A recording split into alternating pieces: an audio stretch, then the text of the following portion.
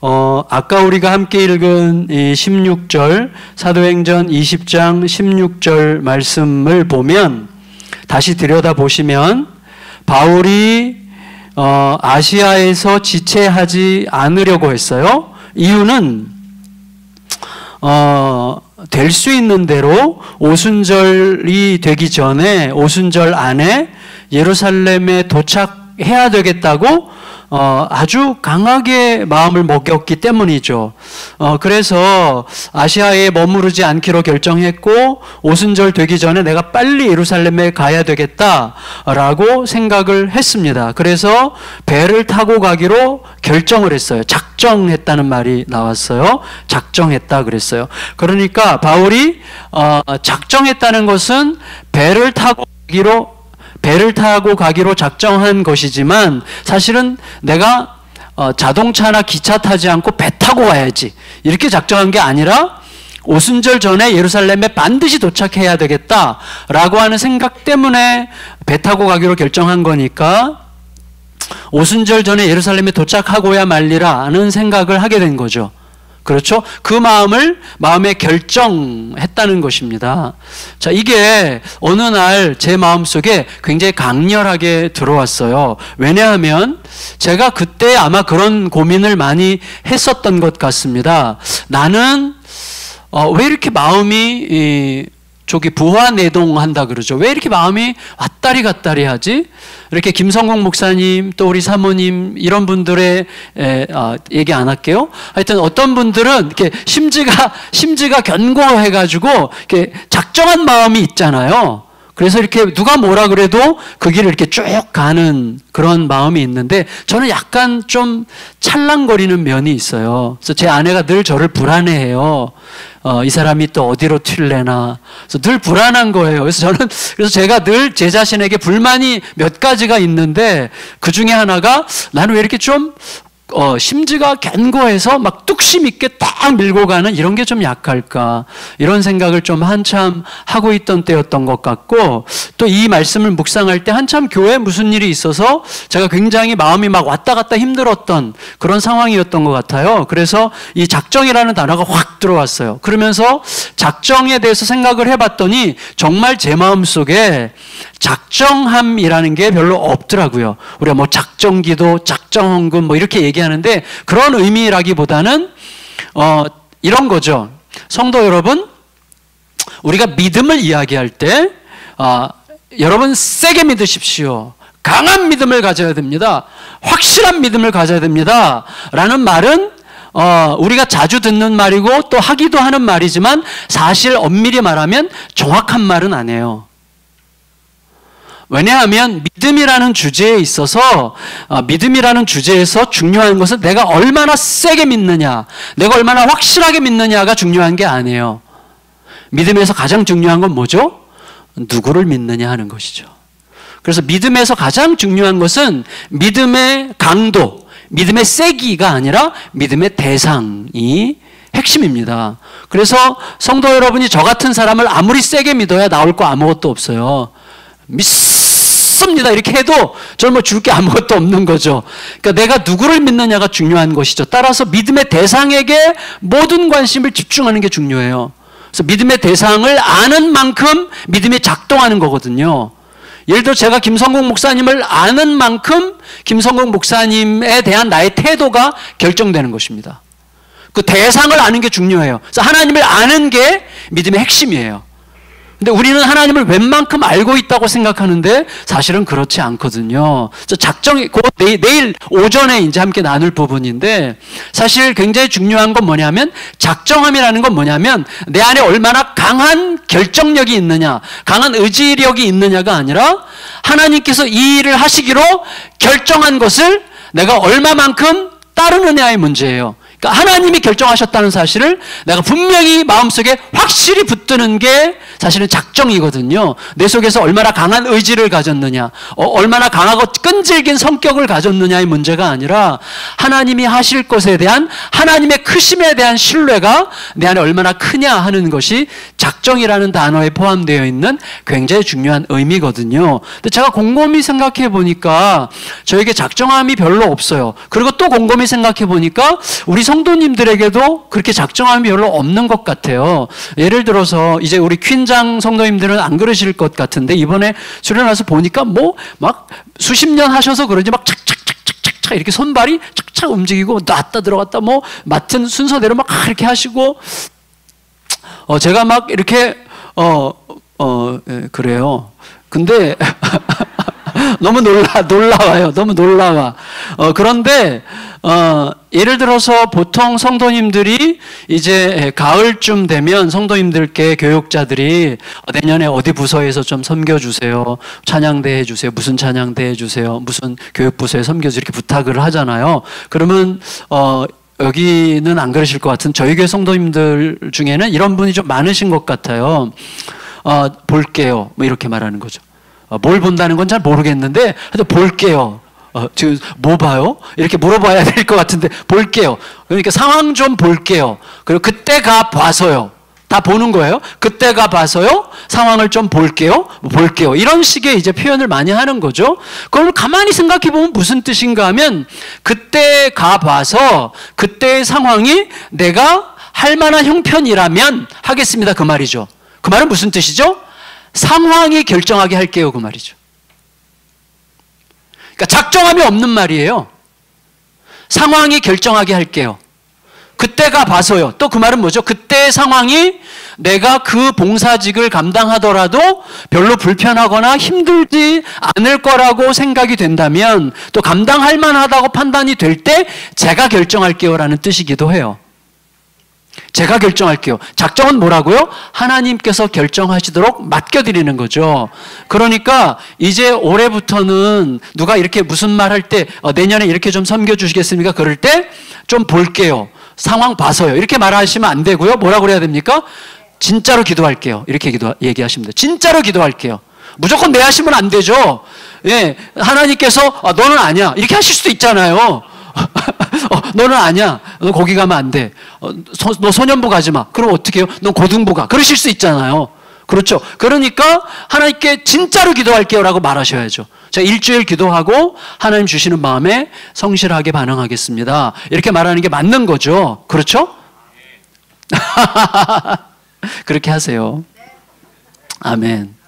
자, 중요한 건 뭐냐면 저희 교회는요 이제 제가 개척을 하면서 하나님께 주신 마음이 있어요. 사실은 개척을 하면서 주신 마음이라기보다는 개척하면서 제가 약간 제 자신에게 약간 실망을 한 일이 있어요. 그래서 그건 나중에 기회가 되면 말씀을 드리겠는데 이따가 끝부분에 한번 말씀을 드릴 수 있을 것 같은데 제 자신에게 실망을 해서 그때 다시 정신 차리고 이 교회가 제대로 가려면 어떻게 해야 되겠는가를 고민하고 저희 운영위원들 그때는 당회가 없었어요.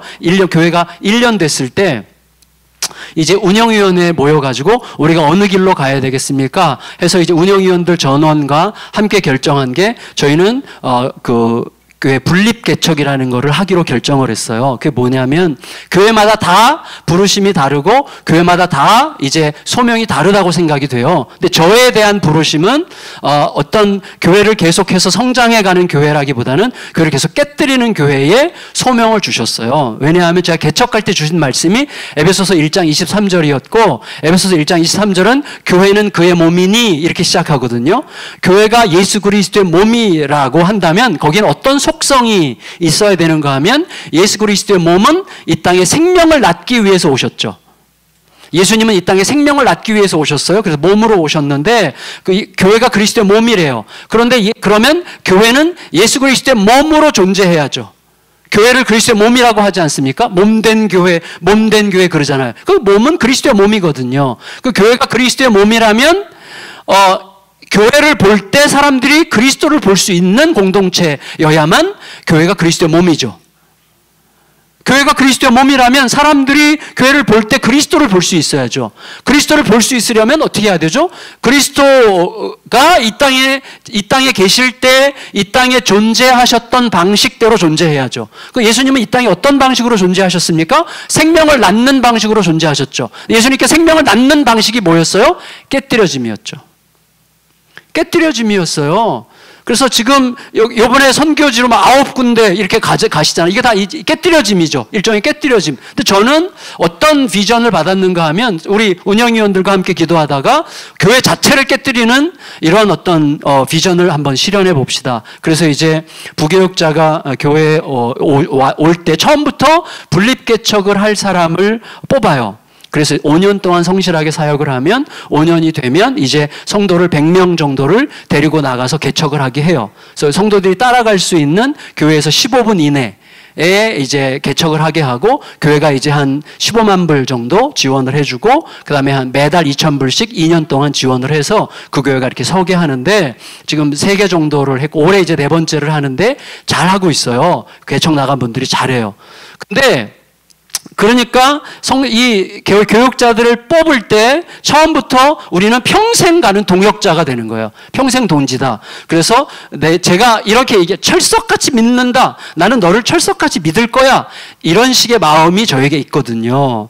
근데 제가 제 자신이 얼마나 연약하고 좀 미약한 존재인지를 그때 깨달은 거예요. 뭐냐면 그때 참 진짜 마음에 안 드는 부교육자가 있을 때요. 이 말씀을 묵상할 때 진짜 마음에 안 들어요. 그래서 사방에서 좀 불평이 들려오기도 하고 저도 마음에 안 드는데 저까지 막 이렇게 마음에 안 드는 걸 표시하면 이 형제가 너무 좌절할까 봐 저는 이제 참고 다른 사람은 막 이렇게 괜찮다 좀 더 기다리자 뭐 이런 식으로 말하고 있을 때인데 솔직히 저도 괴롭거든요. 계속 제 마음속에서 야 너 이 정도 해갖고 되겠냐? 이렇게 막 굉장히 마음속에 이렇게 고민이 생기면서 제가 이렇게 말하고 있더라고요. 제 안에서 나는 너를 진짜 철석같이 믿었는데 너 이러면 안 되지. 이런 마음이 드는 거예요. 이렇게 하면 그냥 올해까지만 하고 너 분리개척이고 뭐고 없고 올해까지만 하고 그냥 그만하는 게 좋겠다라고 제가 속으로 생각하고 있을 때 이 말씀을 묵상했던 거예요. 그래서 그때 제가 뭘 깨달았는가 하면 제가 철석같이 믿는다라고 할 때 그 철석같이라는 게 무슨 뜻인지를 깨달은 거예요. 제가 누군가를 철석같이 믿는다고 할 때 철석같이는 무슨 뜻이냐 하면 그가 내가 원하는 만큼 행해 줄 때 믿는다는 뜻을 우리는 철석같이 믿는다고 말하고 있더라고요. 그 말이지 막 그렇잖아요. 난 널 철석같이 믿었는데 이럴 수 있어요? 너랑 이제 같이 하고 싶지 않아. 이 말은 뭐죠? 내가 너와 함께 하고 싶은 마음이 계속해서 들게 할 때까지만 믿을게 라는 말을 우리는 철석같이 믿었는데 라고 표현하고 있다는 거죠. 저는 그렇더라고요. 저는. 그래서 제가 많이 회개했어요. 그래서 못 잘랐어요. 끝까지 같이 갔는데 그 형제가 나중에 아주 좋게 변했어요. 굉장히 잘하고 있어요. 근데 참 중요한 건 뭐냐면요. 제 속에서 작정함이라는 게 참 쉽지 않은 문제구나. 뭔가를 작정하고 간다는 게 쉽지 않은 문제구나라는 생각을 하면서 이제 말씀을 깊이 들여다보게 됐어요. 제가 그래서 한번 이렇게 생각을 해봤어요. 생각을 하면서 재밌는 이야기를 한번 생각해 봤는데 예를 들어서 만에 하나 제 아내가 저기 계시지만 제 아내께서 저기 계시지만 예를 들어서 만에 하나 이제 제 아내랑 저녁 식사 약속이 있어가지고 이제 저녁 한 7시에 우리 목사님 부부랑 밥 먹기로 했는데 1시간 정도 걸리는 거리에 제가 있어요. 그래서 이제 6시에 출발을 해서 7시 약속 장소까지 이렇게 가고 있는 중인데 길이 이제 약간씩 트래픽이 생기지만 그래도 이 정도면 웬만하면 7시 전에 도착할 것 같아요. 그러는 와중에 길이 이렇게 갈라지는 길이 있는데 이 길이 갈라졌다가 다시 만나는 길이에요. 그런 길 많잖아요. 근데 이 갈라진 이 길, 저는 이 길로 가고 있는데 갈라진 이 길이 뻥 뚫려 있어요. 뻥! 그러면 제 아내가 옆자리에서 여보 일로 가보자 이렇게 말한다면 제가 아내 말을 듣고 뻥 뚫린 그 길로 갈까요? 아니면 가던 길로 갈까요? 제가 그렇게 완악해 보이세요?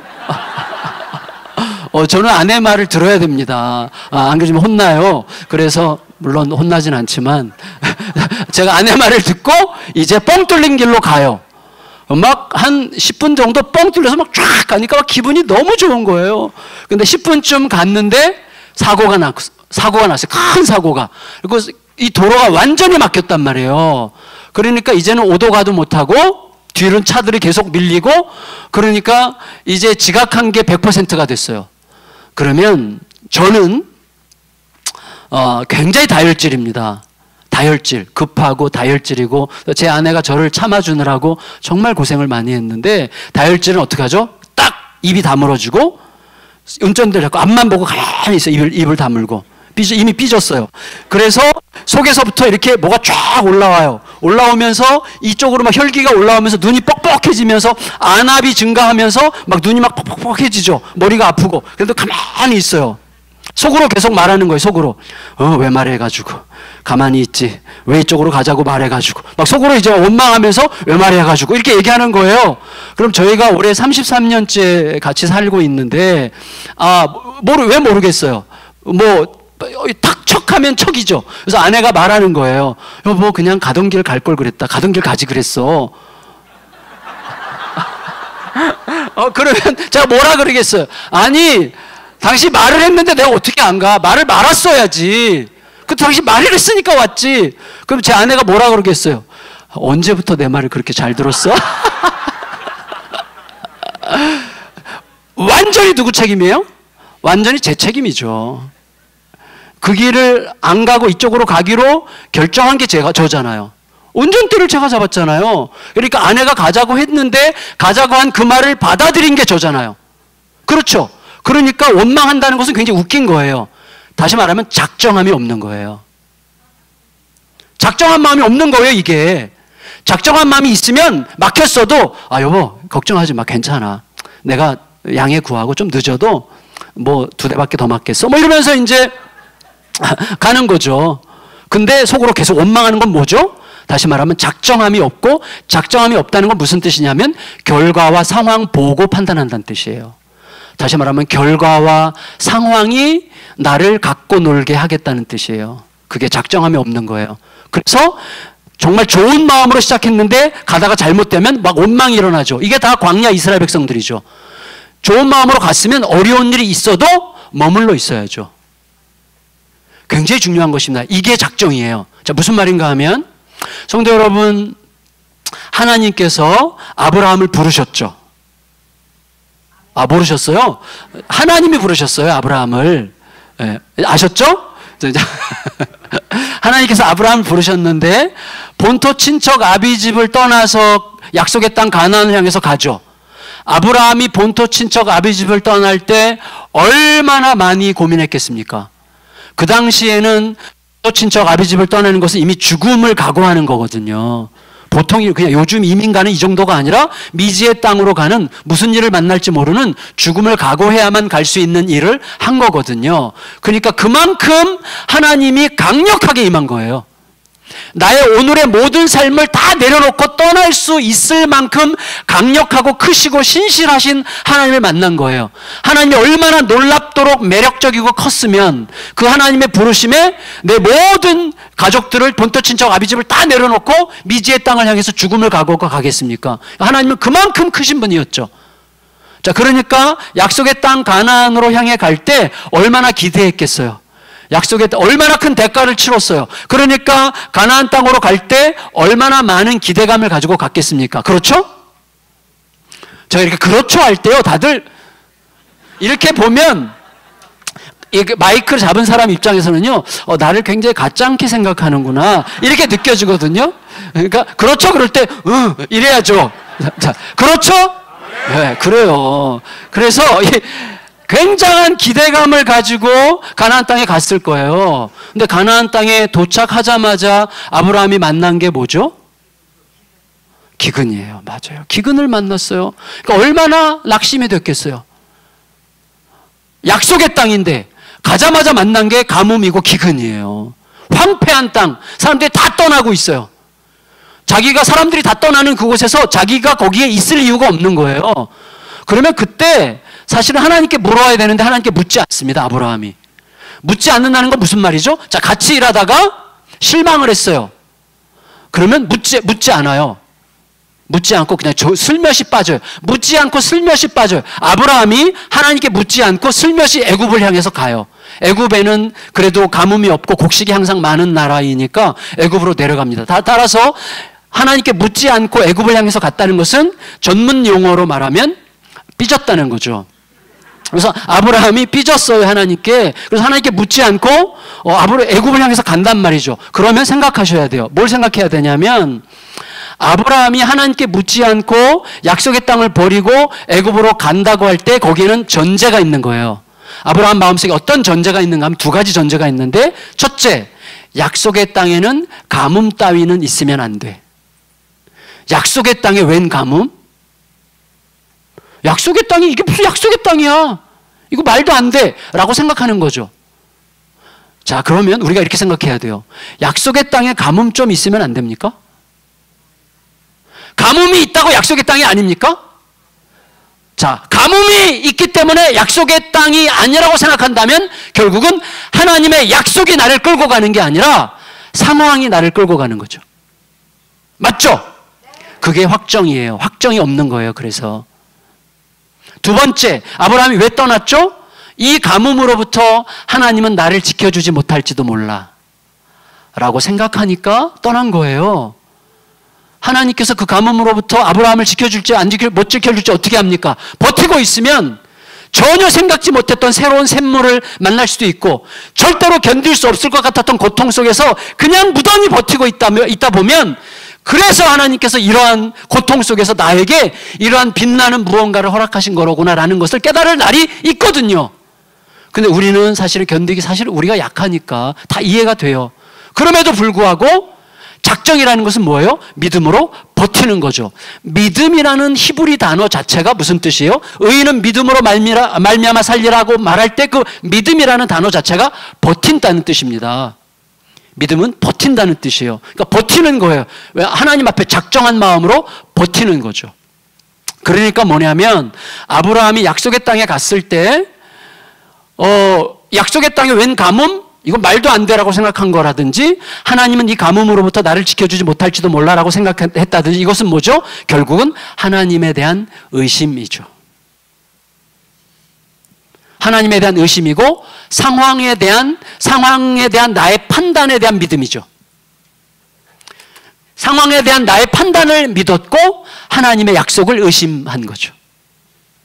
그래서 작정이라는 건 무슨 뜻인가 하면 하나님의 약속에 대하여 의심이 들어올 때 그 의심을 의심하는 거예요. 그게 작정하는 마음이에요. 의심을 의심하라. 하나님에 대한 의심이 들어올 때 사실은 그 의심이 진짜로 합당한 의심인지를 의심해 봐야 되는 거죠. 약속의 땅에 가뭄이 있을 수 있습니다. 그 약속의 땅에 가뭄이 온 그 땅에서 버틸 때 하나님이 지켜주실 수도 있어요. 얼마든지. 하나님은 그 가뭄보다 크신 하나님이시잖아요. 하나님은 그 좌절과 절망보다 크신 하나님이시잖아요. 그게 작정이에요. 하나님의 크심이 우리의 작정을 결정하는 것이지 상황에 대한 나의 판단과 상황의 크기가 우리의 작정을 결정하게 두면 안 되는 거예요. 하나님의 크심이 나의 마음을 움직일 때 작정은 시작되는 것입니다. 그렇죠. 그러니까 아브라함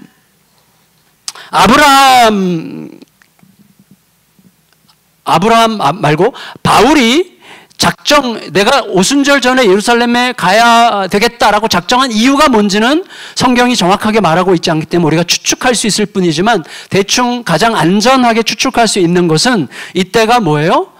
바울이 1차, 2차, 3차 선교 여행을 마치고 이제 마무리를 하고 예루살렘으로 가려고 하는 거기 때문에 1차, 2차, 3차 서아시아와 유럽에 복음을 전한 그 결과 이방인의 교회가 어떻게 정착되었고 어떻게 시작됐는지에 대한 그 리포트를 가지고 예루살렘에 가서 예루살렘의 교회와 이방인의 교회가 예수 그리스도의 복음 안에서 하나라는 일치라는 교회의 일치를 확인하고 하나님의 풍성한 열매를 함께 나누고 그들의 응원과 지지를 따라서 그 다음 단계로 가려고 하는 목적을 이루기 위하여 가장 적절한 때를 놓고 기도를 했는데 하나님께서 이 바울의 마음속에 교회의 탄생일인 오순절에 맞춰서 가는 게 좋겠다라는 감동을 주셨을 거라고 생각할 수 있는 거죠. 그렇죠? 그 증거가 22절이에요. 22절 읽겠습니다. 20장 22절 시작. 보라, 이제 나는 성령에 매여 예루살렘으로 가는데, 여기까지요. 절 보세요. 바울이 성령에 매여 예루살렘으로 가는 거예요. 따라서 기도할 때 성령께서 바울에게 예루살렘에 오순절 전에 가라고 감동하셨고, 그 감동을 바울은 하나님의 약속으로 받아서 그 약속이 나를 끌고 가게 해요. 그러니까 상황 속에서 어떤 일이 생기건 간에 약속이 반드시 이루어질 거라고 확신하고 어떤 상황에도 불구하고 뚫고 가기로 결정한 것, 그게 작정이죠.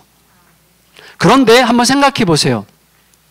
제가요, 원래 개척할 때 저는 잠실에서 개척하려고 했습니다. 처음에 개척할 때 잠실. 왜냐하면 잔머리를 굴렸는데, 잠실에서 개척하면 제가 이제 섬겼던 그 서초동에 있는 그 교회에서 제가 우리 김성국 목사님과 사모님이 어린 시절부터 자란 그 교회인데, 그 교회에서 제가 3년 6개월 담임 목회를 했어요. 근데 이제 그 교회에 제가 담임 목회하면서 새로운 30, 40대 새가족들이 꽤 많았어요. 몇백 명이 됐는데, 그분들이 고스란히 따라올 거라고 잔머리를 굴리고, 그래서 이제 잠실에 있는 한 여상이, 일신 여상이라는 학교가 있는데, 그 학교 강당을 빌려서 하면 안전하게 시작할 수 있겠다라고 생각을 했어요. 계산을 좀 한 거죠. 개척은 참 순수한 마음으로 하나님께서 시작하게 하셨는데, 그때도 잔머리가 들어갑니다. 근데 어느 날 제 친구가 경기도 화성에서 목회하는 친구가 저에게 얘기했어요. 그때가 제가 47살이었는데 너 개척한다며? 어디? 잠실. 왜? 그냥 거기서 하면 일단 뭐 개척 멤버가 기본적으로 좀 있게 시작할 수 있을 것 같고, 그래서 좀 내가 또 이 나이에 너무 고생하고 싶지 않아서 그냥 편안하게 시작하고 자연스럽게 시작하고 싶어서 뭐 이런 식의 이제 비슷한 말을 했던 것 같은데, 그 친구가 정색을 하더라고요. 안 돼. 왜? 너 평생 그렇게, 제가 평생 좀 편안하게 목회를 했거든요. 편안하게. 그러니까 내막으로는 좀 고생도 하기도 했지만 겉으로는 좀 약간 너무 많이 이렇게 좋은 환경에서 목회를 했어요. 부교육자 시절을.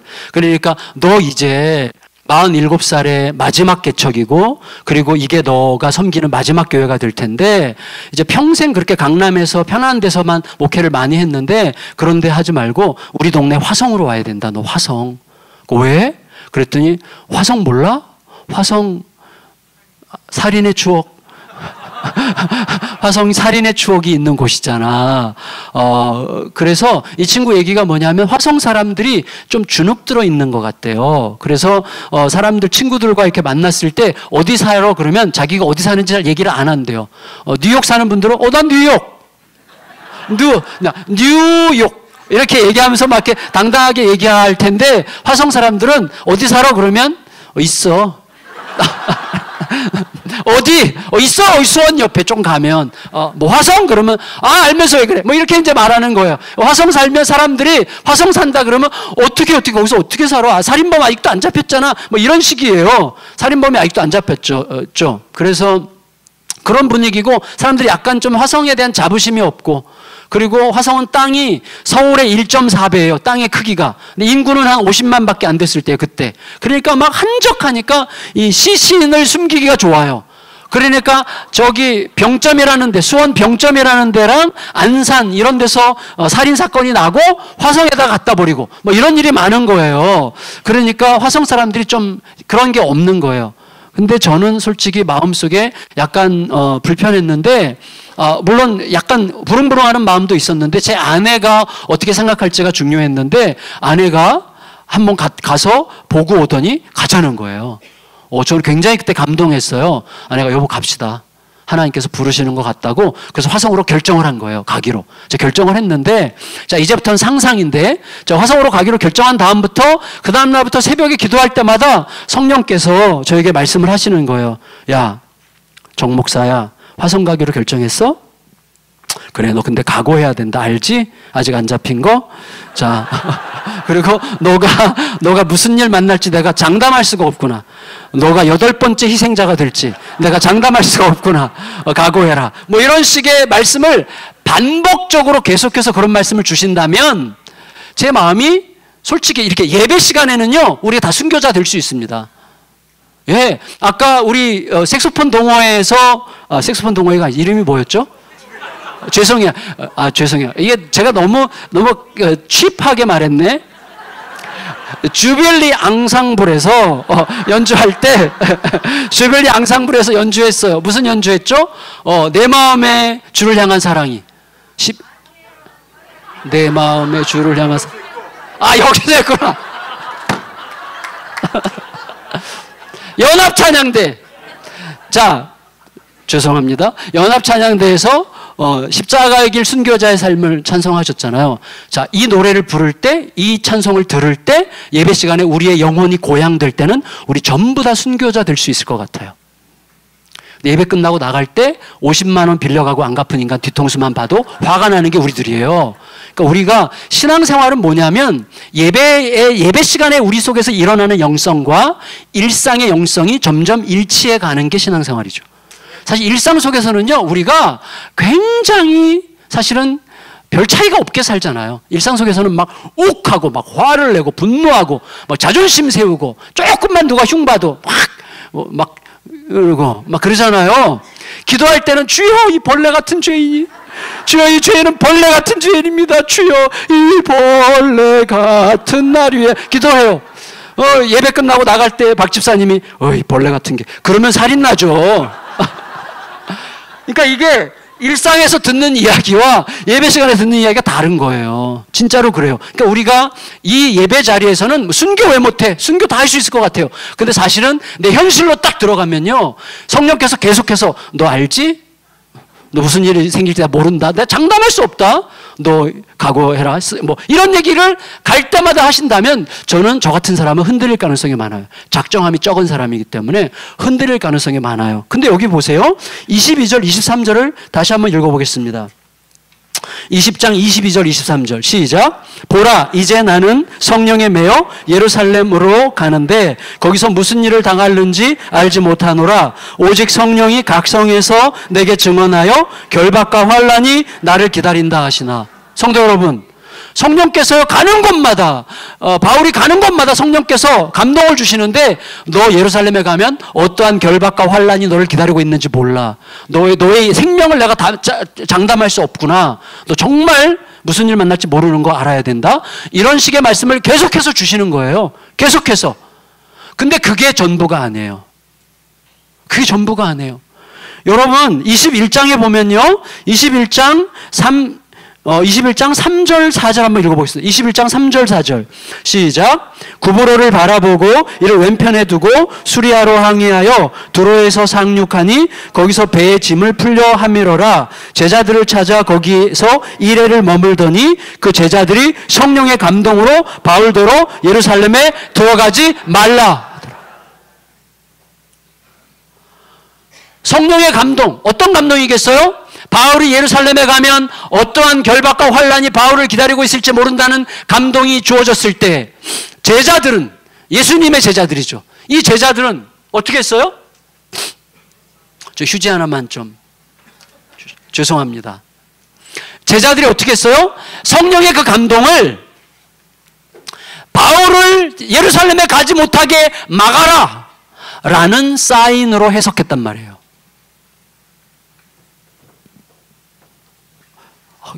휴지도 이렇게, 와, 진짜 감동이. 완전히 섭섭지 않게 이렇게.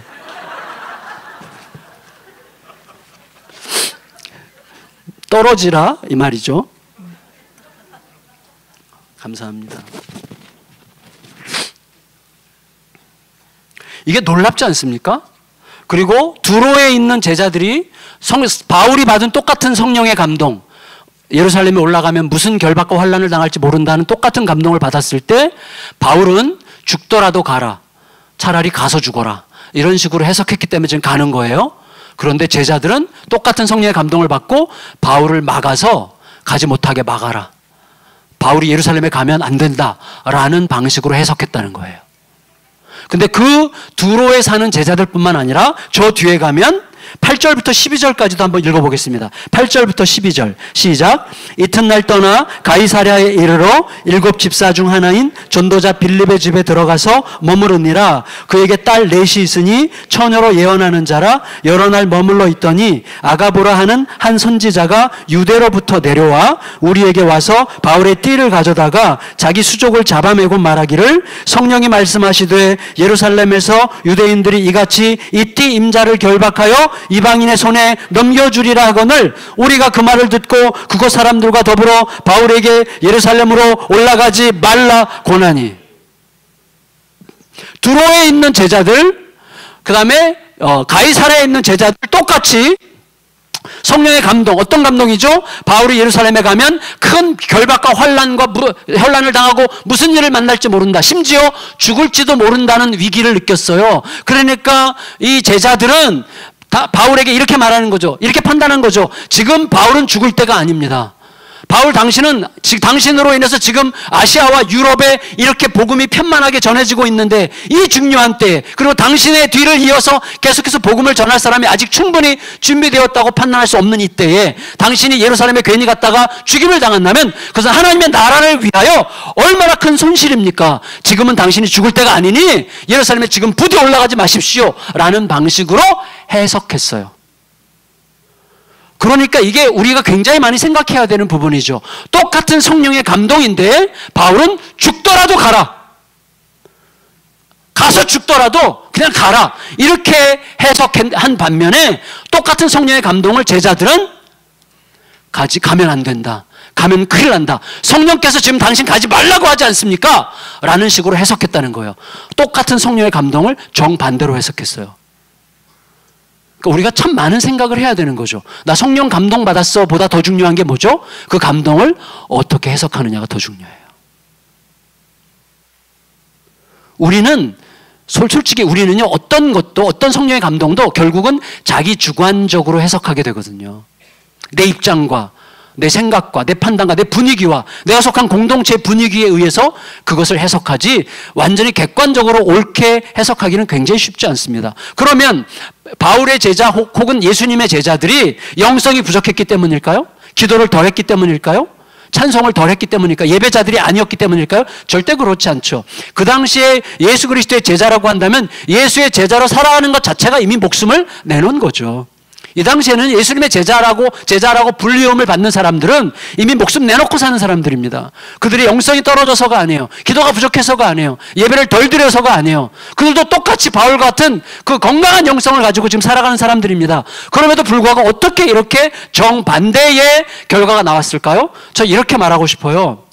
이 예수 그리스도의 다른 가이사랴나 두로의 다른 제자들도 바울처럼 자기의 문제로 생각하고 죽음을 각오하기로 작정한 마음이 있었다면 이들도 똑같이 성령의 감동을 보고 죽더라도 가라는 말씀으로 해석했을 거라는 생각이에요.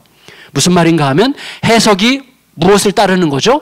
내 마음에 성령과 함께 이미 가기로 작정한 마음이 그 이후에 어떤 협박과 위압과 어려움에 대한 전망을 해석하는 기준이 되는 거예요. 작정함이 없으면요, 그때그때 상황 봐서 유리한 쪽으로 선택하게 되어 있어요. 그때그때 상황 봐서 안전한 쪽으로 선택하게 되어 있어요. 그러나 바울은 이미 바울의 평생의 자기 자신의 삶의 모토가 뭡니까? 하나님 앞에서 받은 사명이 나는 날마다 죽노라예요. 죽음이 목적이었어요. 그의 삶은 죽음. 날마다 내가 죽어 예수께서 사시는 게 그의 목적이었어요. 그러니까 내가 죽어서 예수께서 사실 수만 있다면 나는 죽음을 두려워하지 않겠다라고 하는 게 그의 작정함이었고, 그 작정함 위에서 성령의 감동을 받았기 때문에 내가 죽더라도 가라는 성령의 사인으로 해석한 것이고, 다른 제자들은 자기의 개인적인 상황에서 그런 작정의 시간이 없었기 때문에, 영적으로 부족해서가 아니라 그런 작정의 시간이 없었기 때문에 그 똑같은 성령의 감동을 올라가지 말라고 해석했다는 거예요. 그래서 작정이 이렇게 중요한 거예요. 작정이 너무너무 중요한 것입니다. 그래서 하나님의 약속이 나를 여기 있게 하신 그 하나님의 약속이 나를 끌고 가게 해야지, 그때그때의 상황이, 어떤 결과가, 어떤 기분이 그때 내 어떤 형편과 처지가 무언가를 선택하고 결정하게 하면 평생 좌충우돌하면서 영적인 심지가 얕아서 깊이 뿌리 내릴 때만 거둘 수 있는 위대한 하나님 나라의 선물과 열매를 보기가 어렵다는 거예요. 그래서 작정이라는 게 굉장히 중요해요. 근데 바울은 뭘 작정했다고요? 죽기를 작정했어요. 죽기를. 근데 제가 그때 깨닫게 됐어요. 뭐냐면 어떤 경우에도 패배하지 않는 길이 있구나. 어떤 경우에도 패배하지 않는 길이 있어요. 그게 뭐예요? 죽음을 작정하는 거예요. 날마다 죽기를 작정하는 거예요. 내 자존심이 죽고 내 존재에 대한 욕구가 죽고 내 마음에 내 속에 있는 무엇이 죽음으로써 예수께서 살아나시는 길, 그 길을 작정하는 거예요. 그러면 그 사람은요 어떤 경우에도 패배하지 않습니다. 왜냐하면 우리들의 삶의 가장 큰 고통의 절정이 죽음이에요. 그런데 죽는 게 목적이기 때문에 죽음도 패배가 아닌 거죠. 그래서 여러분, 예수님은요 절대로 패배할 수 없는 삶을 사신 거예요. 이 땅에 예수님께서 오실 때 예수님은 절대로 패할 수가 없어요. 왜? 죽으러 오셨잖아요. 예수님은 죽으러 오셨기 때문에 패배할 수가 없는 거예요. 죽음이 승리가 되는 거예요. 죽음이 예수님의 열망의 성취가 되는 거예요. 죽음이 예수님의 승리예요. 죽음이 승리인데 그럼 죽음을 목적으로 산다면 그가 어떤 상황에서 패배하겠습니까? 절대로 패하지 않는 삶이 죽음이에요. 죽음. 날마다 내가 죽어 예수께서 사시는 삶이 영원토록 패하지 않는 삶이라는 것을 하나님께서 그날 아침에 깨닫게 하셨어요. 그래서 제가 생각한 거예요. 내가 죽는 건 뭘까? 내가 죽는다는 건 뭘까? 그래서 제가 알게 된 거예요. 이 친구를 우리 교회에 보내셨을 때 하나님의 보내심이라고 내가 생각했잖아요. 그거를 붙드는 거예요. 그거를. 하나님께서 보내셨다는 그 약속을 붙드는 거예요. 그리고 하나님께서 명확하게 여기까지라고 말씀하실 때까지는 기다리는 거죠. 하나님께서 말씀하실 때가 분명히 있습니다. 아니면 아니라고 하시죠. 하나님은. 분명히 사인을 주실 거예요. 그때까지는 버티고 견디는 거죠. 그리고 내가 생각지 못했던 하나님의 역사가 거기서부터 샘솟듯 일어나는 일을 보게 되는 거죠. 근데 중요한 게 있어요. 중요한 게. 그게 뭐냐면 뭐가 죽는 거냐는 거예요. 뭐가 죽는 거냐. 이게 참 어려운 문제입니다. 뭐가 죽는 거냐. 우리가 무조건 양보가 죽는 게 아니에요. 어떤 경우에는요 화를 내야 돼요. 그게 죽는 거예요. 어떤 사람은 양보함으로써 사는 사람이 있어요. 그래서 이런 거 우리 옛날에 그런 말 있잖아요. 가만히 있으면 어디 나가요? 중간이나 가지. 살려고 가만히 있는 거예요. 그 양보하는 게 아니에요. 살려고. 중간이나 가려고 가만히 있는 거예요. 그러니까 살려고 발버둥하는 거죠. 그게. 어떤 경우에는요 내가 말하는 게 죽는 거죠. 아무도 말하지 않는데 내가 말하는 거죠. 그거 아닙니다. 그게 죽는 거 아닙니까? 그게 죽는 거죠. 어떤 때는 견디는 거죠. 그러니까 죽는다는 게 상황에 따라 달라요. 무조건 양보한다고 죽는 게 아닙니다. 저희 교회 권사님 중에서요 이렇게 말하는 분이 딱 한 명 계세요. 딱 한 명. 그것도 지금 2번 얘기하셨는데 그분이 뭐예요? 목사님 어떻게 그렇게 강남에 큰 교회를 두고 이렇게 시골 화성까지 와서 개척을 하셨어요? 이런 말씀을 하세요. 정말 고맙죠. 일단 그 권사님이 그렇게 말씀하실 때 제가 약간 우쭐해지면서 즐겨요. 그 말 살짝 즐겨요. 그래서 그렇지만 제가 진실을 말해야죠. 진실은 제가 헌신한 것도 아니고 희생한 것도 아니에요. 저는 개척하지 않으면 죽을 것 같았어요. 개척하지 않으면 죽을 것 같아가지고 개척한 거예요. 그리고 개척 안 하고 버텼으면 아마 무슨 일이 났을지 몰라요. 그러니까 정말 제가 뭐 희생하거나 헌신한 게 아니에요. 개척을 해야만 됐던 상황이에요. 그래서 제가 진실을 이야기하죠. 근데 사실은 그러니까 생각해 보면 예를 들어서 어떤 목회자가 대도시에 큰 교회를 두고 저 시골 낙도에 가서 개척하러 내려갔다. 근데 그 행위 자체가 죽음이라고 말할 수는 없는 거예요. 이분이 정말로 희생하기 위해서 그 교회가 없는 그 마을을 살리기 위해서 내려간 건지 아니면 큰 교회를 버려두고 시골 외진 곳에 가서 목회를 하러 내려갔다는 명예를 구한 건지 누가 알겠어요? 누가 알겠어요? 하나님만이 아시는 거예요. 내가 정말로 희생한 건지 정말로 희생한 사람이라는 명예를 구한 건지 누가 알겠어요? 내가 정말로 겸손한 건지 아니면 겸손한 사람이라는 이미지를 얻으려고 그렇게 하는 건지 누가 알겠어요? 아무도 몰라요. 하나님과 나의 문제예요. 죽는다는 건요, 절대 쉬운 문제가 아닙니다. 절대로 쉬운 문제가 아니에요. 제가 저희 교회가 이제 대안학교를 해요. 그래서 교회 개척 비전이 다음 세대였는데, 그래서 학교를 하자. 우리 주일학교 아이들 일주일 내내 학교에서 다 그런 세속의 가치관 배우고 주일날 잠깐 와서 성경 공부하는 걸로는 이게 안 된다. 책임을 질 수 없다. 그래서 우리 학교를 하자. 그래서 교인 중에 일부만 오더라도, 일부의 자녀들만 오더라도 얘네들이 주일학교에 영향을 줄 수 있을 거다. 이런 식의 희망을 가지고 이제 학교를 시작했단 말이에요. 근데 이제 어쨌거나 이제 학교 겸 예배당을 졌어요, 저희가. 근데, 거기가 좀 외져요. 대중교통이 없어요. 주차장은 아주 넓은데 대중교통도 없고, 또 이제 축사가 가까이 있어가지고 여름이 되면 이제 거시기한 냄새가 이렇게 나요. 축사에서 오는 냄새가. 그래서 그런지 아무도 거기서 결혼식을 안 시켜요. 그래서 제가 저희 둘째 딸이 결혼하게 됐을 때 저희 교회에서 시키겠다고 결정을 했어요. 우리 교회에서 우리 딸을 결혼시킬 테니까 성도 여러분, 이번에 결혼식 얼마나 아름답게 하는지 보시고 이 예배당에서 결혼식 자녀들 많이 시키시기 바랍니다. 그래서 헌전을 하고 결혼식을 했는데 그 이후로 아직도 한가 정도 안 하고 있어요. 3년 전인데, 그 3년 전. 그런데 저희 둘째 딸 결혼시키려고 하니까 고민이 생겼어요, 제가. 어떤 고민이냐면, 제가 그래도 좀 개혁적인 목회를 한다고 약간 폼을 잡았는데, 이 담임 목사가 자기 딸을 자기네 교회에서 결혼식을 시키면서 이게 축의금을 받아야 되는 거야, 말아야 되는 거야. 이게 막 고민이 된 거예요.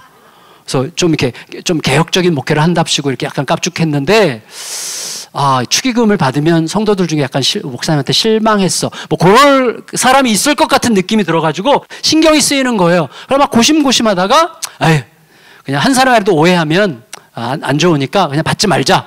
그래서 안 받기로 결정을 했어요. 그래서 제가 안 받기로 성도들한테 말하기 전에 제 아내한테 먼저 가서 식탁에서 아내에게 말했어요. 여보, 이번에 우리 둘째 딸 결혼시키는데 축의금 받지 말자. 그랬더니 아내가 일단 얼굴이 우울해졌어요. 그러면서 근심이 싹 스쳐 지나가면서 당신이 뭐 결정했으면 그렇게 해야지. 이렇게 얘기를 했는데 그 말 끝에 약간의 공격성 있는 말을 덧붙였어요. 그게 뭐냐면, 저희가 이제 그 건축할 때 저희 어머니가 아파트에 혼자 사시는데 어머니 집을 담보로 대출 받아서 헌금하고, 그때는 못 갚고, 한 푼도 못 갚고 있을 때거든요, 그때가. 지금은 많이 갚았는데. 그러니까 아내가 한 푼도 못 갚고 있었던, 대출금 받은 거 한 푼도 못 갚고 있었던 때인데 제 아내가 말하는 거예요. 당신이 그렇게 결정했으면 뭐 그렇게 해야지 뭐. 그럼 뭐 대출도 받아야 되겠군. 이런 식으로 말했어요. 이게 대출도 받아야 되겠네. 이 말이 공격이죠. 살짝 공격을 한 거예요, 저를. 그래서 제가 마음이 좀 쫄려가지고 어떻게 해야지 고민하다가, 제가 이제 금요일마다 지금 11년째 금요일마다 모이는 그 모임이 있어요. 혹시 김인종 목사님이라고 아세요? 김인종 목사 여기 한번 집회 오신 적 있으신가요? 없으세요? 김인종 목사님이라고 있어요. 있으세요? 막 이렇게 뛰면서 하시는 목사님, 막 전도 열심히 하시는 그 목사님이 이제 저희 모임에 이제 좌장 역할을 큰형님 역할을 하고, 저희 한 13명 정도가 11년째 금요일 새벽마다 7시에 모여서 10시까지 제가 그 모임을 너무 좋아해요. 왜냐하면 이름만 대면 아주 유명한 목사님들도 몇 분 계신데 그분들이 다 별 볼 일 없다는 거. 그걸 매주 금요일마다 확인하는 게 그렇게 고소하고 막 그렇게 행복하고 그래요. 여러분, 그런 거 있잖아요. 목사님이 좀 성도들 앞에서 약간 망가지고 막 그러면 기분이 은근히 좋지 않아요? 뭐 우리만 그러는 거 아니구나 뭐 이렇게. 그래서 그 모임에 갈 때마다 그런 희열을 느껴요. 그래서 그 모임은 뭐냐면 우리들의 막 그 연약함을 고백하고, 우리가 얼마나 누추한 존재인지, 우리가 아무리 고상 떨어야 죄인에 불과하다는 것을 고백하는 자리예요. 내가 부부싸움한 이야기, 아내한테 뭐 야단 맞고 운 이야기, 뭐 이제 이런 거, 그래서 이제, 하는 자리예요. 근데 제가 아내한테 그랬어요. 여보, 그러면 그 모임의 이름이 큰숲인데, 이번에 큰숲 모임에 가서 내가 네 상황을 얘기할 테니까 거기 있는 목사님들이 전부 다, 동일하게 말하는 대로 결정하자. 그랬더니 아내가 얼굴이 갑자기 밝아지는 거예요. 그래서 아마 속으로 생각했을 거예요. 오늘부터 기도 열심히 해야지. 아마 이렇게 생각했겠죠. 그래서 이제 만약 기도를 워낙 열심히 했는지 제가 그 주간에 금요일 날 가서 얘기를 쫙 했어요. 그런데 대부분이 이제 제 또래거나 제보다 한두 살 위, 한두 살 아래, 거기에 다 뭉쳐 있어요. 근데 대부분이 다 이제 자녀들을 조금 있으면 결혼시켜야 될 때니까 제가 고민을 얘기했는데 아무도 얘기 안 해. 다들 가만히 있어요.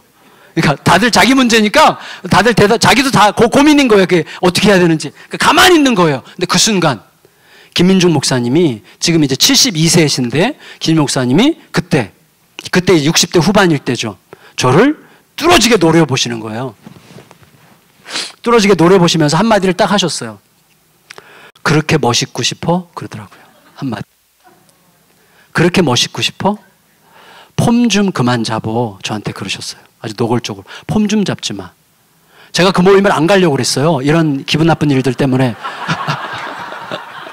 근데 제 아내가 얼마 전에 여보, 당신이 이제 어디 가서 야단을 맞겠어.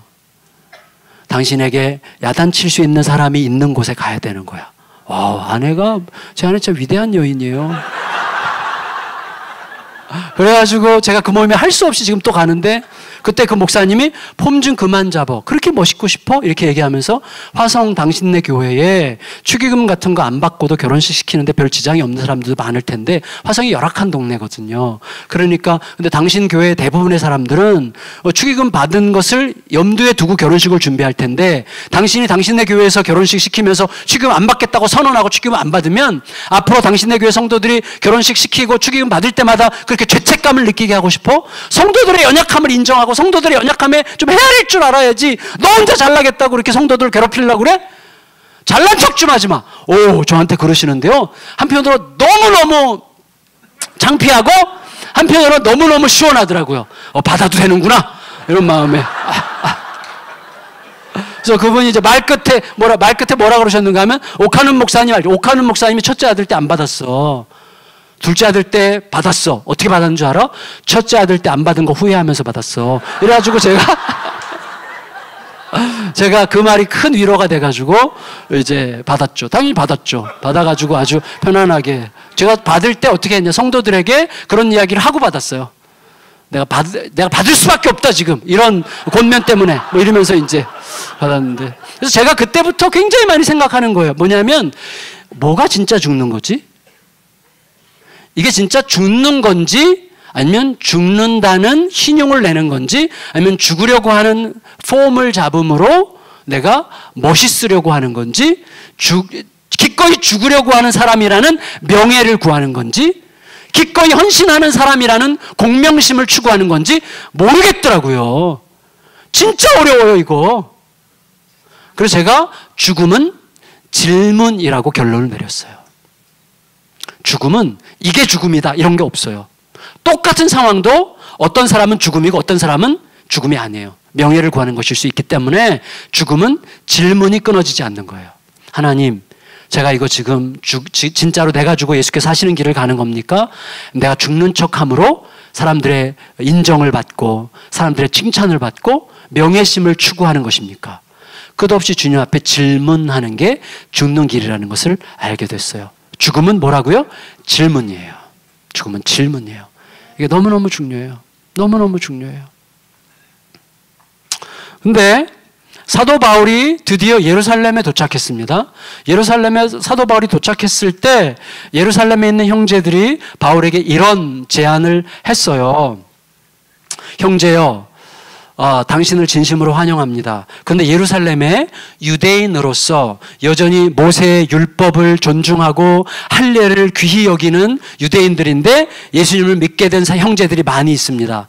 이들은 아직도 예수님을 믿지만 여전히 할례와 율법도 중요하게 생각하는 자들입니다. 이들이 당신에 대하여 굉장히 이렇게 마음으로 좀 불편하게 생각하고 있습니다. 이들은 당신이 아시아에서 복음을 전할 때 많은 이방인들의 교회에 할례를 멸시하고 율법을 폐하자는 식으로 가르쳤다고 이들이 알고 있으므로 이들이 당신에 대하여 상당히 곡해하고 당신을 향해서 분노를 품고 있는데 이래서는 이방인의 교회와 예루살렘의 교회가 예수 그리스도 안에서 한 몸 된 하나의 교회라는 것을 확인하기가 어렵지 않겠습니까? 그러니 당신이 우리 중에 율법을 지키기로 서약한 사람들과 함께 성전에 올라가 일주일 동안 이 율법 지키는 일을 함께 해주시면 어떻겠습니까? 라고 제안을 했을 때 바울의 성격상 바울은 내가 왜 이런 쇼를 해야 됩니까? 라고 말할 수 있는 사람이었지만 바울은 기꺼이 예스 했어요. 전 이게 너무나 멋져요. 바울의 성격상 기꺼이 왜 내가 이런 쇼를 해야 됩니까?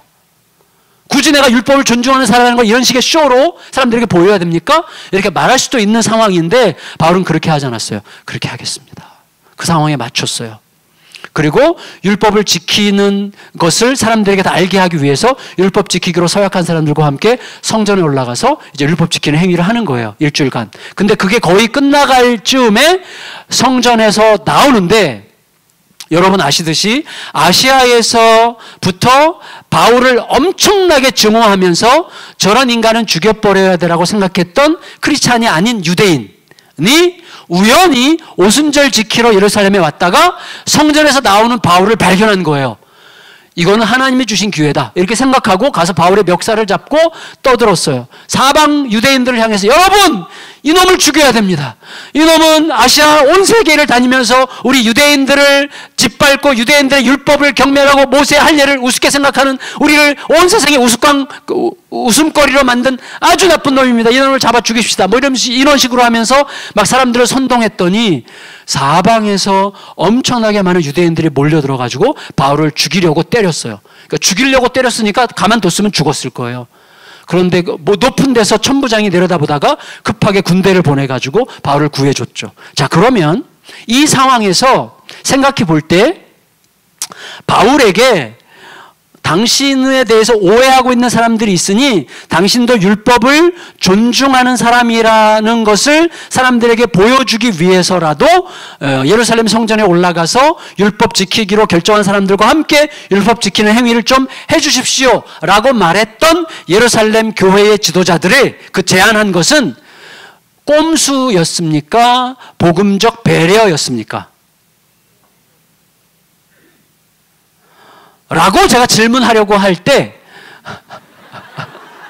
하나님께서 저에게 야단을 치셨어요. 너 왜 그렇게 질문하는지 알아? 너가 바로 결과주의자였기 때문이야.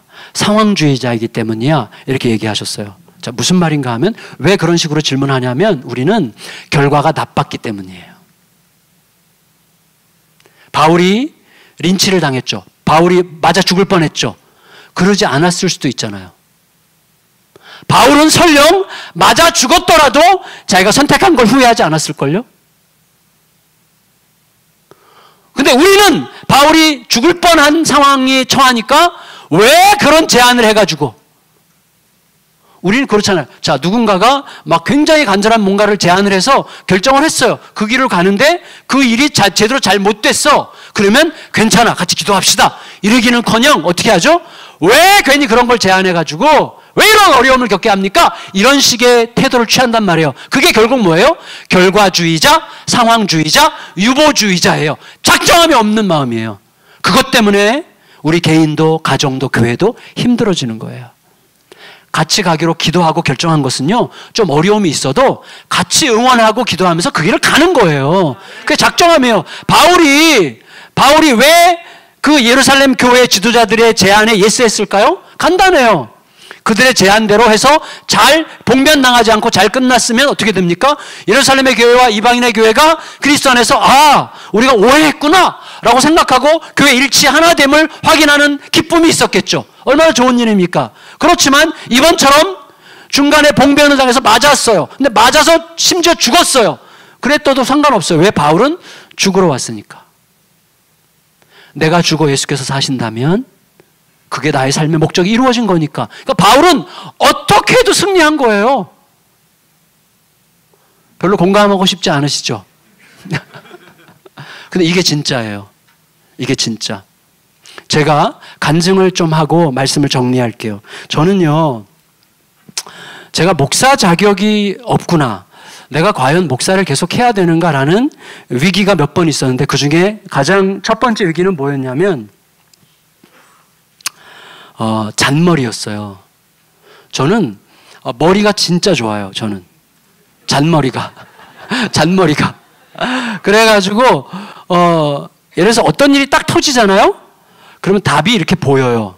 뭐 그런 분들이 더러 기질적으로. 그리고 어떤 일이 딱 터지면 이거 여기가 이 사람에게 이렇게 얘기하고 이 사람 이렇게 해서 이렇게 갖다 치고 이렇게 붙이고 이렇게 하면 이렇게 되겠구나. 이게 그냥 순간적으로 확 보이는 거예요, 답이. 그리고 그게 웬만큼 돼요. 그래서 웬만큼 되는 게 얼마나 큰 저주인가 하는 것을 나중에 제가 깨달은 거예요. 하나님께서 개입하실 필요가 없는 인생이에요. 하나님께서 개입하실 필요가 없는 인생은 하나님 없이 사는 인생이야말로 저주받은 인생 아닙니까? 제가 굉장히 심각해졌어요. 그래서 저는요, 어떤 일이 생기면 머리부터 돌아, 머리부터. 그게 저의 큰 고민이었어요. 머리부터 도는 거예요. 그래서 이걸 제가 이겨내기 위해서 얼마나 참 몸부림을 했는가 하면요. 그 중에 첫 번째가 뭐냐면 믿음으로 산 위대한 믿음의 사람의 전기를 사다가 그걸 여러 번 읽고 그 사람들 흉내내기 시작했어요. 그게 이제 중국 선교사 허슨 테일러의 전기를 읽고 그분 흉내내고, 그 다음에는 Y 예수전도단이라고 있어요. 저희랑은 좀 신앙의 색깔이 좀 안 맞고 저는 좀 우습게 생각했었는데 누가 그분 책을 선물해 주는 바람에 제가 그 책을 읽을 수밖에 없었어요. 그 예수전도단의 교과서와 같은 로렌 커닝햄 설립자인데 그분이 쓴 교과서 같은 3권의 책이 있어요. 내 신을 벗으라, 벼랑 끝에 서는 용기, 또 하나님 정말 당신이십니까? 뭐 이런 책인데, 어떤 선교사님이 저 연약함을 보셨는지 그 3권의 책, 저랑은 너무나 안 맞는, 색깔이 저랑 너무나 안 맞는, 저는 막 이렇게 막 기도하고 음성 듣고 막 뭔가 이렇게 막 이런 거 있죠. 치유받을지어다, 회복될지어다. 아까도 누가 그렇게 기도하던데, 그런 기도를 너무너무 싫어했던, 과거에 좀 싫어했었던 사람이에요. 지금은 안 해요. 지금은 저도 아까 막 여기 손을 얹고 기도해서 제가 속이 안 좋거든요. 이렇게 기도했는데, 근데 제가 그때는 그런 게 너무너무 싫었어요. 근데 이 로렌 커닝의 책 3권을 읽었는데요. 너무 재밌는 거예요. 책이 너무 재밌어.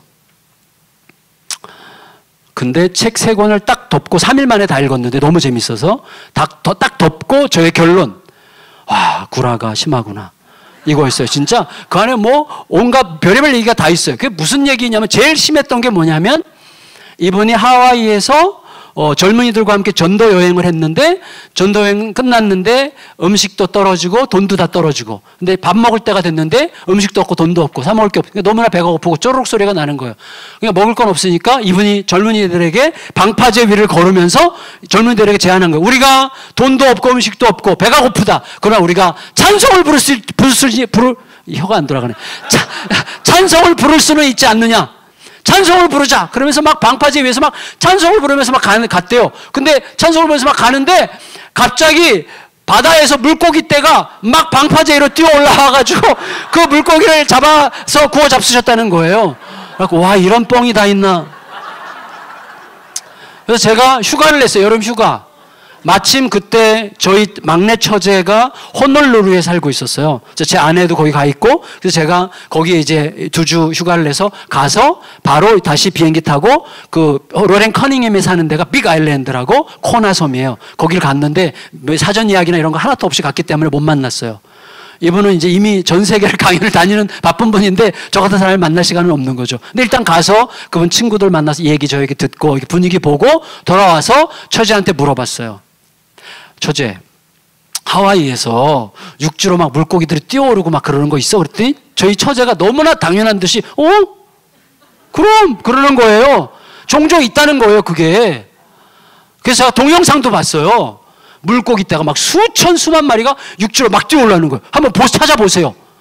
그래갖고 이렇게 여기 입술에다가 초장 바르고 이렇게 기다리면 돼요. 근데 하와이 물고기는 진짜 맛이 없더라고요. 진짜 맛이 없어요. 그런데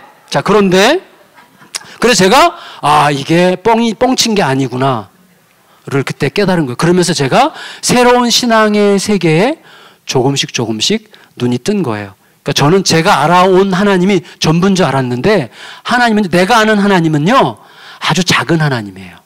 우리가 주님 앞에 갈 때까지 이 하나님은 점점 커져야 돼요.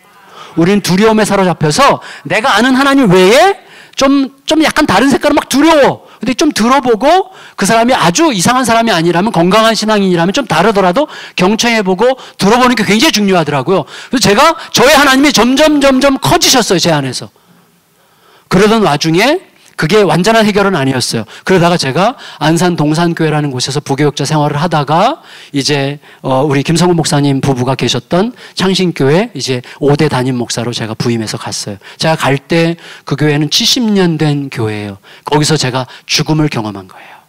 그 이야기를 말씀드릴게요. 저는요, 죽는 척까지는 한 사람인데 진짜로 죽음에 이르는 길은 잘 몰랐던 것 같고 혹은 굉장히 두려워했던 것 같아요. 끝까지 안 죽으려고 한 게 있어요, 제가. 그래서 하나님께서 저를 죽이셨어요. 저를 좀 쓰고 싶으셨는지 저를 죽게 하셨어요. 어떤 과정이었는가 하면 제가 그 교회 부임할 때 장로님들이 18분이었는데 15분이 저를 지지해 주셨어요. 처음 만난 자리에서 15분이 저에게 뭐라고 그러셨는가 하면, 목사님, 우리가 목사님을 청빙한 이유는 우리 교회 30, 40대가 전부 다 온누리교회 사랑의 교회로 다 이렇게 떠나고 30, 40대가 별로 안 남아있는데 목사님이 와서 20대, 30대, 40대 젊은 사람들이 좀 많이 왔으면 하는 마음으로 목사님을 초대했습니다. 그러니까 목사님 마음 놓고 사역하십시오 그랬어요. 제가 청년 사역을 이전에 좀 많이 했어요. 그래서 아마 그것 때문에 그랬는지, 그래서 하여튼 제가 뽑혔어요. 그래서 이제 거기 담임으로 갔는데 정말 1년 동안 제가 원래 충현교회라고 아시죠? 충현교회에서 7년 사역을 했는데 그 중에 3년을 목회 기획 실장을 했어요. 그러니까 교회의 10년 계획을 짜는 일을 했어요. 그리고 그 다음에 안산 동산교회라는 곳도 한 아이들까지 2만 명 정도 모이는 교회인데 거기서도 제가 기획 담당을 했어요. 그러니까 한 2만 명 정도 모이는 교회에 앞으로 5년, 10년 계획을 짜는 자리에 있다가 거의 한 10분의 1도 안 되는 교회에 가보니까 이게 손바닥 안에 이렇게 들어오는 거예요. 어떻게 하면 되겠다는 게 보이는 거예요. 어떤 머리? 잔머리. 어이, 진짜 이런데 대답을 너무 이렇게 세게 하시네. 상처가 되려고 그래. 근데 장로님들께서 저한테 목사님 마음껏 하십시오. 그 목사 우리가 밀어드리겠습니다. 이렇게 얘기했을 때 제가 뭐라 그랬는지 아세요? 장로님, 제가 뭘 알겠습니까? 저 진짜 할 수 없습니다. 하나님께서 은혜를 주시면 하는 거죠. 하나님께서 은혜 주시면 하고 은혜 안 주시면 제가 어떻게 하겠습니까? 은혜로 하는 거죠. 라고 가증하게 얘기했어요. 왜냐하면 자신 있었거든요. 속으로는 자신 있으면서 겉으로 겸손을 떨었어요. 그리고 1년 동안 정말 미친 듯이 막 헤집어 놨어요, 교회를. 막. 그래가지고 1년 동안에 부임하고 첫 해에 한 300명 정도가 30, 40대가 왔어요. 교회가 막 이제 변화가 시작이 되는 거예요. 막 뭐가 들썩들썩 하는 거예요. 그리고 제가 굉장히 저도 모르게 교만해졌어요. 하나님이 저를 지금 다루시는 과정이었던 것을 제가 나중에 알게 됐는데 교만해졌어요. 그러면 정말로 저를 지지하지 않았던 장로님들은 제가 좀 약간 까불잖아요. 그러니까 저 같은 스타일이 안 맞는 교회거든요, 사실은. 그게 굉장히 전통이 깊고 그리고 아주 그 점잖은 교회인데 제가 거기서 막 이렇게 너무 활개를 치니까 제가 좀 이렇게 별로 마음에 안 드는 그런 분들이 좀 계실 거 아니에요. 근데 그런 분들 중에서 어떤 분들이 저에 대해서 좀 안 좋은 이야기들을 조금씩 하는 거예요. 그 중에 하나가 뭐였는가 하면 이거예요. 젊은 목사가 와가지고 거기는 이제 연세 드신 분들이 굉장히 많거든요. 제가 그 교회 부임 설교하려고 강대상에 딱 섰을 때 제 마음속에 떠오른 첫 번째 성경 말씀, 보라 희어져 추수하게 되었도다였어요. 막 그냥 그 흰머리 부대가 쫙 있는 거. 여기는 대부분이 까마신데 근데 그런 교회예요. 그러니까 그런 교회 제가 맞춰서 가야죠. 그런 소위 상황화를 해야 되는 거거든요. 근데 제가 얼마나 교만해졌는지 성도들이 그래서 좀 제가 마음에 안 드는 성도들이 젊은 목사가 와가지고 어른들 앞에서 여러분 지금 이 버릇이 든 거예요. 왜냐하면 그 직전에 제가 부교육자 생활했던 안산 동산교회는 대부분이 제 또래거나 저보다 어려요. 젊은 교회거든요. 근데 여기 가니까 저희 부부가 제일 막내야. 저희보다 어린 사람도 조금 있긴 있었지만 근데 거기서 저도 모르게 입에 밴 대로 여러분 이렇게 설교하다 보니까 기분이 나쁜 거죠. 당연하죠. 그래서 제가 이해를 했어야 되는데 제가 이미 간이 부어가지고 그 얘기를 듣고 농담 반 진담 반 그 다음 무슨 교회 개청 예배 때 가가지고 성도들에게 이랬어요. 여러분 여러분을 여러분이라고 한다고 굉장히 기분 나빠하는 여러분들이 많이 계시다고 들었는데, 그럼 제가 여러분을 여러분이라고 그러지 니네들이라 그래야 되겠습니까? 뭐 이렇게 얘기를 했어요. 그러니까 성도들이 막 웃었어요. 다들 이게 농담인 줄 아니까. 그렇지만 농담 속에 진담이 있는 거죠. 뭐 이런 거 갖고 이렇게 자꾸 찔러요, 이런 식의 말이 있는 거죠. 그걸 알아채는 그 말을 퍼뜨린 분들은 얼마나 기분 나쁘겠어요. 얼마나. 그러면서 두고 봐, 이제 전쟁이야, 뭐 이런 식으로 되는 거죠. 제가 전쟁에 불을 붙인 거죠. 그러면서 성도들 대부분이 이제 저를 많이 지지해 주셨는데, 소수를 제가 품을 만한 품이 없었어요. 굉장히 미숙한 사람이에요, 제가. 제 아내도 이미숙인데.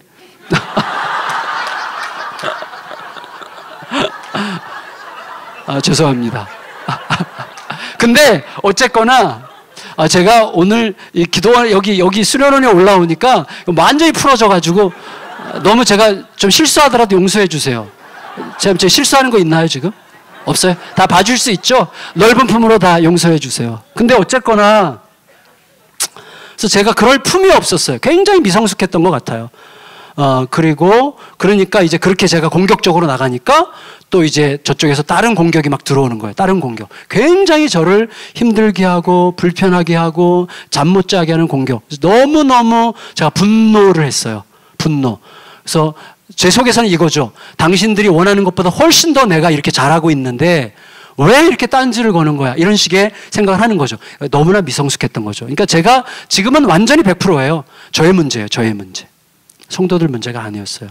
그래서 어쨌거나 그러면서 제가 너무 화가 나서 잠을 못 자기 시작했어요. 하루 이틀 잠이 안 와요. 한 달을 제가 못 잤어요. 그러고 나서 곧바로 공황장애로 들어갔어요. 공황장애. 그러니까 막 공황장애가 들어가니까 죄송하지만 진짜 미치는 것 같더라고요. 제가 멍하고 정신이 없고 불안해서 어쩔 줄 모르겠는 거예요. 그래서 그러니까 장로님들께서 저를 병원에 이제 입원을 시켜주셔가지고 일주일 동안 병원에 입원했는데, 그때는 막 수면제 왕창 먹고 일주일 내내 거의 잤던 것 같아요. 그렇게 하면서 이제 조금 회복되려고 하니까 바로 우울증으로 들어가더라고요. 급격하게 우울증으로 들어갔는데요. 저의 우울증은 너무나 심각한 우울증이었어요. 그래서 심각한 자살 충동으로 제가 한 거의 10개월 가까이를 너무나 심각한 자살 충동으로요 살았어요. 제 아내가 무척 고생했어요. 지금 돌아보니까 고생했다고 생각하는 거지, 그때는 아내가 전혀 안 보였어요. 늘 베란다 앞에 가서 서 있고 뛰어내리면 너무 편할 것 같고 막 교회도 안 갔어요. 거의 1년 동안 교회를 안 갔어요. 주일만 가서 겨우 설교하고, 성도들은 잘 몰랐어요. 그냥 막 잘 속이고 발발발발 떨면서, 그리고 일주일 내내 집에서 막 정말 거의 미친 사람처럼 생활을 했어요. 그러니까 제가 그때는 뭐냐면 내 인생은, 정갑신의 인생은 끝났다. 목회자의 인생도 끝난 거나 뭐 이건 완전히 100% 끝나. 목회자로서도 는 100% 끝났고 내 인생도 언제 끝날지 모르는구나. 내가 이제 끝내고 싶다. 이런 마음인데, 사실은 제가 너무나 믿음이 없었는지요, 하나님 때문에 못 죽은 게 아니라 제 아내랑 아이들 때문에 못 죽었어요. 이게 저의 솔직한 고백입니다. 근데 그러던 어느 날 하나님께서 저에게 마음을 주셔가지고 어떤 걸 이제 도전하기 시작했고, 그 중에 이제 주일 설교가 그 당시에 누가복음 6장이었어요. 누가복음 6장 설교를 하는데, 누가복음 6장 26절에 이런 말씀이 있더라고요. 모든 사람에게 칭찬을 받는 자에게 화가 있도다. 너희 조상들이 거짓 선지자들에게 이와 같이 하였느니라. 이 말씀이 평소에도 많이 읽은 말씀인데요, 그날 그 말씀이 제 심장을 푹 찔렀어요. 그 말씀 앞에 엎드려서 멍하게 아무 생각도 할 수 없었어요. 그리고 하나님께서 생각이 확 돌아가게 하시더라고요. 그렇지, 내가 우울증에 걸린 이유는 잠을 못 잤기 때문이고, 잠을 못 잔 이유는 분노했기 때문인데, 분노한 이유는 사람들이 내가 생각하는 만큼 나를 인정해 주지 않았기 때문이야. 사람들이 나를 인정해 주지 않는다고 내가 왜 좌절해야 되지? 내가 예수님보다 내 존재를 더 숭배했기 때문이야 라는 것을 알게 됐어요. 제가 죽지 못했어요. 겉으로 예수님 얘기 늘 했어요. 하나님 나라 얘기 늘 했어요. 점잖은 척 했어요. 막 뜨겁게 기도에 인도했어요. 그렇지만 정작 제 속에서는요, 제 존재를 증명하는 게 목적이었어요. 내가 이런 사람이야. 나 이런 사람이야. 모든 사람에게 칭찬을 받고 박수를 받고 모든 사람들이 좋은 목사라고 인정해 주기를 그토록 갈망했기 때문에 그게 한쪽에서 꺾어지니까 못 견디는 거예요. 아니 10명 중에 9명이 지지하고 1명이 반대하는데 그걸 못 견디는 거예요. 다시 말하면 뭐죠? 내 존재가 모든 사람에게 인정받지 못하면 나는 죽었어 라고 생각하는 우상이 나에게 있었던 거죠. 그때 그걸 깨닫고요, 정말 굉장히 많이 회개를 했어요. 어떻게 회개했는가 하면, 하나님, 저 같은 게 뭐라고 예수님보다 더 나은 대접을 받으려고 했을까요? 예수님은 그렇게 모욕당하시고 그렇게 죽임당하시고 그렇게 침뱉음과 수치를 당하시면서도 끝까지 그 길을 가셨는데 왜 가셨죠? 작정하고 가신 거죠. 작정하고. 저는요, 작정함이 없었어요. 예수의 이름을 말하면서도 예수님의 이름에 작정을 건 게 아니라 내 존재를 증명하는 도구로 예수님의 이름을 썼던 거였어요. 저는 예수님을 사랑하는 자가 아니라 예수님을 사용하는 자였어요. 그걸 제가 깨달았어요. 그리고 하나님 앞에 어떻게 기도했는가 하면 몇 달을 기도했는데, 하나님, 이제부터는 아무도 저를 알아주지 않아도 괜찮습니다. 사람들이 저를 향해서 박수 쳐주지 않아도 괜찮습니다. 제가 설교를 했을 때 아무도 은혜 받지 않았어도 못했어도 괜찮습니다. 제가 하나님의 뜻을 전했느냐, 이것만 제가 목숨 걸고 따라가겠습니다. 내가 하나님의 뜻만 전하겠습니다. 예수님만 전하겠습니다. 이 기도를 가지고요, 몇 달 동안 기도하다가 보니까요, 제가 회복이 다 됐어.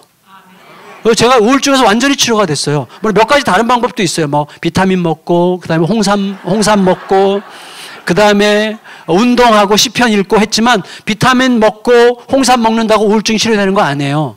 운동한다고 치료되는 거 아니에요. 시편 읽는다고 치료되는 게 아니에요. 이거 사실은 하나님의 은혜예요. 완전히. 그러면서 정말 그 이전보다 훨씬 더 건강해졌어요. 그러고 나서 하나님 앞에 기도했더니 제가 그 교회에 있으면서는 죽겠더라고요.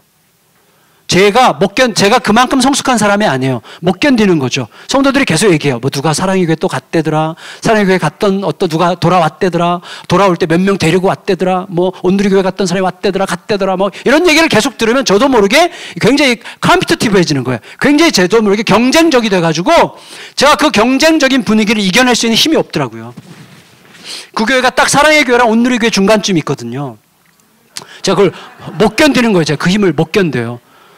그리고 거기 있는 한은 제가 그 정도로 버텨낼 수 있는 그런 소량을 가진 사람이 아니라는 것을 깨달았어요. 그리고 나서 그 교회를 사임하는 것을 마음에 결정을 했어요. 그때 막 날아갈 듯이 기쁘더라고요. 그래서 저는 이런 김성문 목사님 같은 분 보면 진짜 존경해요. 진짜로. 뚝심을 가지고 묵묵히 그 길을 가는 분들을 정말 존경합니다. 근데 저는 그런 사람이 못 되거든요. 근데 어쨌거나 그래서 그때부터 기도하면서 이 교회를 내가 계속 있는 것은 아니다. 사임을 해야 되겠구나. 교회는 많이 성장을 했지만 제가 있는다고 해도 제가 하지 않을 것 같고, 제가 행복하지 않은데 어떻게 제가 성도들 행복하게 하겠어요. 그러니까 그만두는 게 낫다라고 생각하고, 하나님 어떤 길로 가야 될까요? 막 고민을 하는데, 선교사로, 제가 원래 중국 선교사로 지망했던 사람이거든요. 중국 선교 가면 너무 좋겠다는 생각이 드니까 막 날아갈 듯이 기쁜 거예요. 그래서 집에 가서 아내한테, 여보, 올해까지, 그때가 2008년이었는데 여보 올해까지만 사역하고 내년에 우리 중국 선교사로 가면 너무 행복할 것 같은데 당신 어떻게 생각해? 그랬더니 아내가 아주 단순하게 얘기했어요. 이거 너무 좋은 생각이야. 근데 혼자 가. 그러더라고요. 그래서 주님의 뜻이 아닌 줄 확신하고 다시 기도를 했어요. 다시 기도를 했는데 2009년 4월 1일 날, 2009년 4월 1일 새벽에 기도하는데 너무나 선명하게 개척하셨어요. 개척을 해라. 막 집으로 가는데 막 날아갈 것 같더라고요. 물론 약간 의심이 들었어요. 왜 하필이면 4월 1일 날 이 말씀을 주셨을까? 4월 1일이었어요. 그날이 4월 1일. 근데 막 너무 행복해가지고 집에 가서 아내한테 여보 개척하면 어떨까 그랬더니 아내가 자기는 1년 전부터 기도했대요.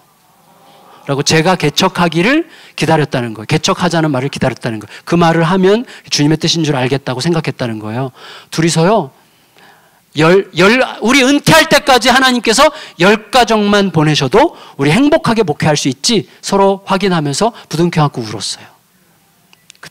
그때가 제일 행복한 시간이었어요. 너무너무 행복했어요, 그때. 그러고 나서 그때 저를 내려놓는, 물론 이후에도 계속 다시 잡지만, 정말 제대로 내려놓는 시간을 가지게 됐어요. 그때 죽음, 진짜 내가 죽어서라도 예수님이 사신다면 10가정이면 어떻고, 20가정도 많아. 10가정이어도 괜찮을 것 같은 마음이 막 너무 배부른 거예요. 너무너무 행복한 거예요. 죽음, 예수님만 사신다면 뭐가 상관이 있어라는 생각이 들 때 그 행복은 무엇으로도 비교할 수가 없는 거예요. 그러고 나서 한 달 딱 준비해가지고 개척한 거예요. 한 달. 그래서 이제 그 창신교회 장로님들이 그냥 보낼 수 없다 그래서 개척 멤버들을 모으라고 그래서 개척 멤버들을 모았더니 화성까지 너무 멀어서 2가정이 신청을 해가지고 이제 2가정과 함께 내려갔는데 한 6개월 동안에 그래도 한 50, 60명이 따라 내려오셨어요.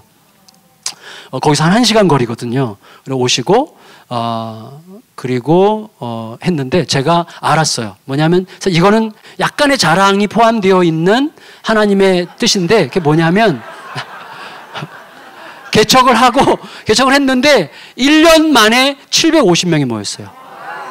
그래서 제가 그게 하나님께서 내가 너와 함께 간다.